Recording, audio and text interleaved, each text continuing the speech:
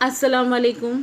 पाठ 4 आदर्श बदला, जो कि हिंदी की युवक भारती कक्षा 12वीं के लिए है।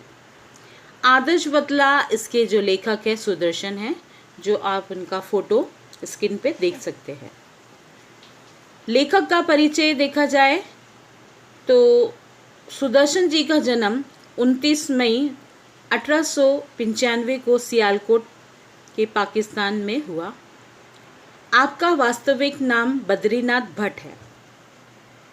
इनका उपनाम देखा जाएगा तो यह सुदर्शन के नाम से ही साहित्य जगत में जाने जाते थे। मृत्यु इनकी 9 मार्च 1968 को मुंबई में हुई थी। इनके पिता पंडित गुरुदित्त तामल, जो कि गवर्नमेंट प्रेस शिमला में कार्यरत थे। इनकी पत्नी लीलावती देवी। साथ में इनको जो भाषाओं का ज्ञान था, प्रेमचंद की भांति ही उर्दू और हिंदी का ज्ञान इन्हें भी था।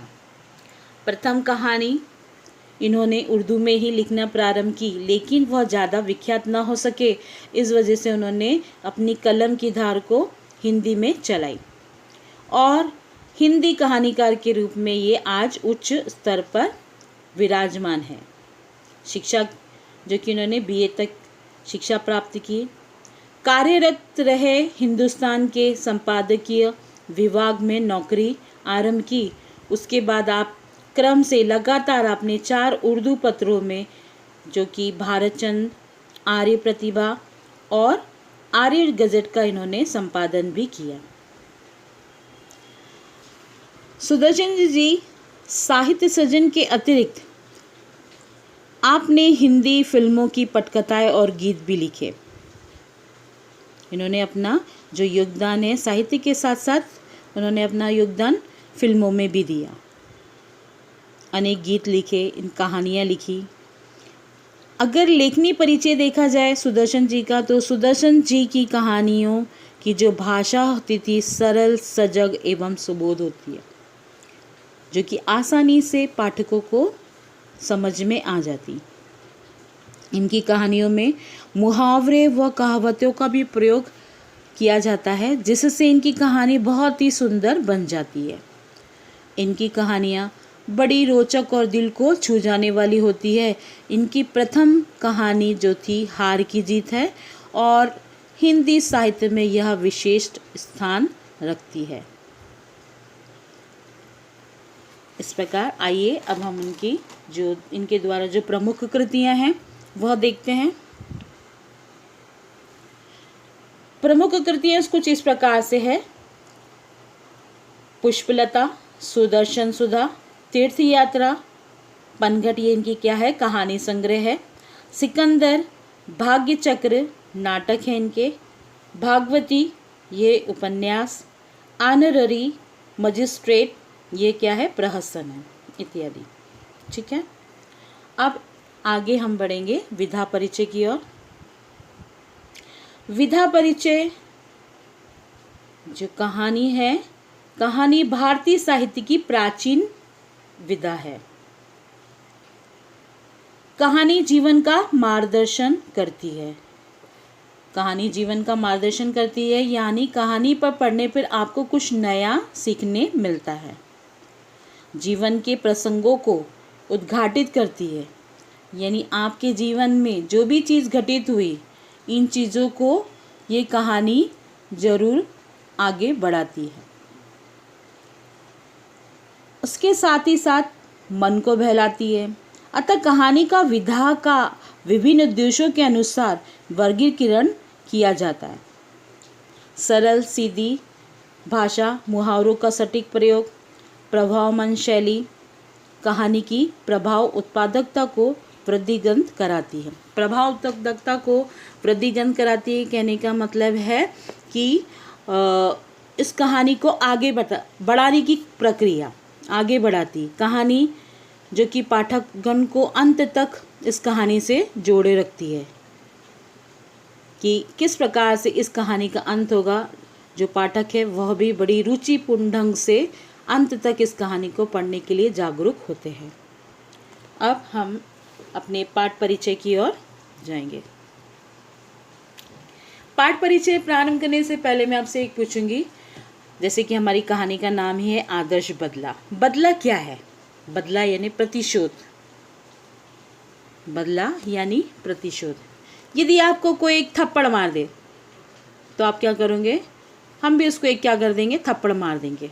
किसी ने आपको परेशान कर दिया तो आप भी उसको क्या कर दोगे? परेशान कर दोगे।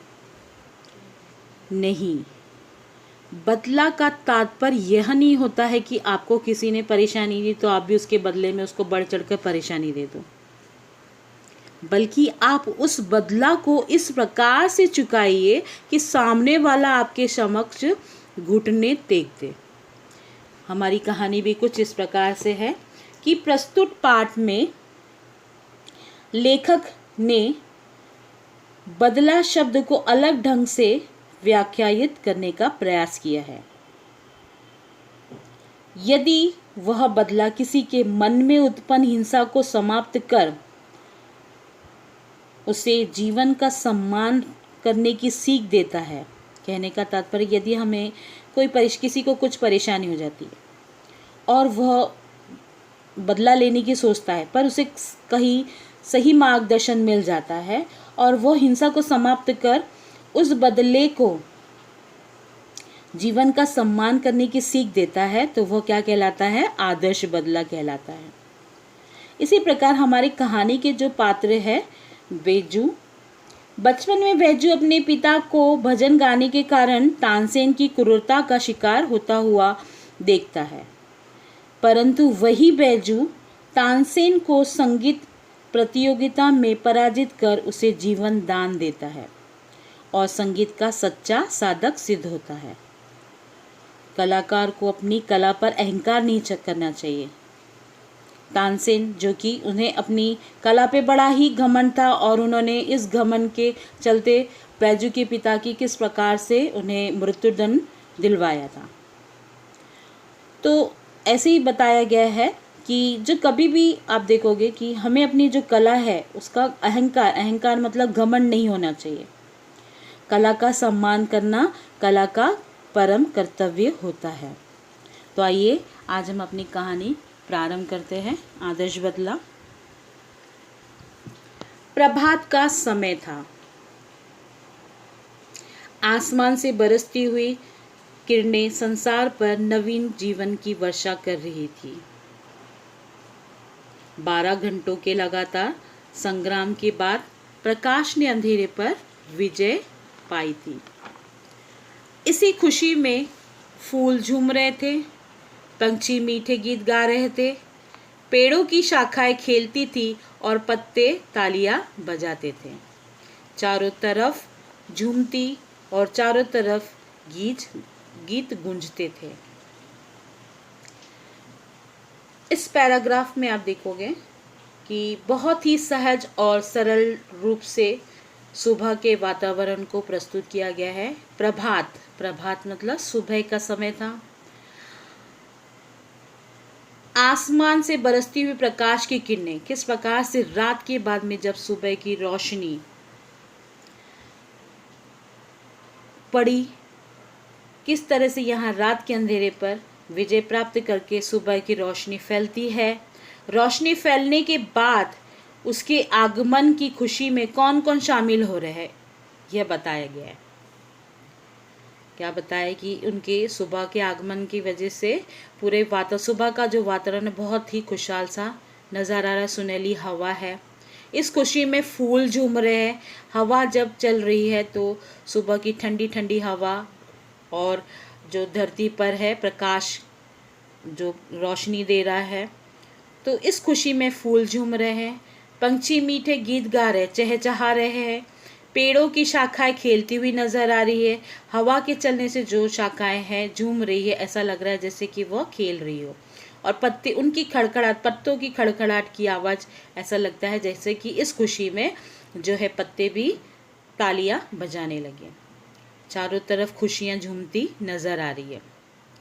चारों तरफ मधुर कोयल की और दूसरे पक्षियों की आवाज़ जो है वातावरण को बहुत ही संगीतमय बनाई है।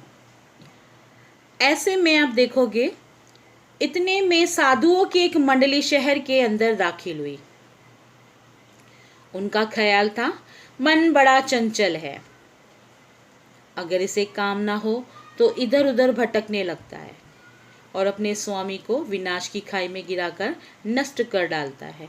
इसे भक्ति की जंजीरों से जकड़ देना चाहिए। अब सुबह का जो वातावरण है, जो सन्यासी होते हैं वन में, वह अपने भक्ति में लीन चले आ रहे थे। उस मंडली मतलब ग्रुप में आ रहे थे अंदर, वह शहर के अंदर दाखिल हुए। उनका मानना था कि मन बड़ा चंचल होता है। ये मन जो होता है वो बड़ा ही चंचल होता है, स्थिर नहीं होता है, इधर उधर भटकता होता है। अगर इसे कोई काम ना हो तो हमें अपने मन को हमेशा कैसा करना, स्थिर रखना है और हमेशा अपने काम में बिजी रहना है, जिससे कि मन ना भटके। और इस वजह से वो अपने स्वामी को क्या कर देता है, विनाश की खाई में गिराकर उसे नष्ट कर डालता है।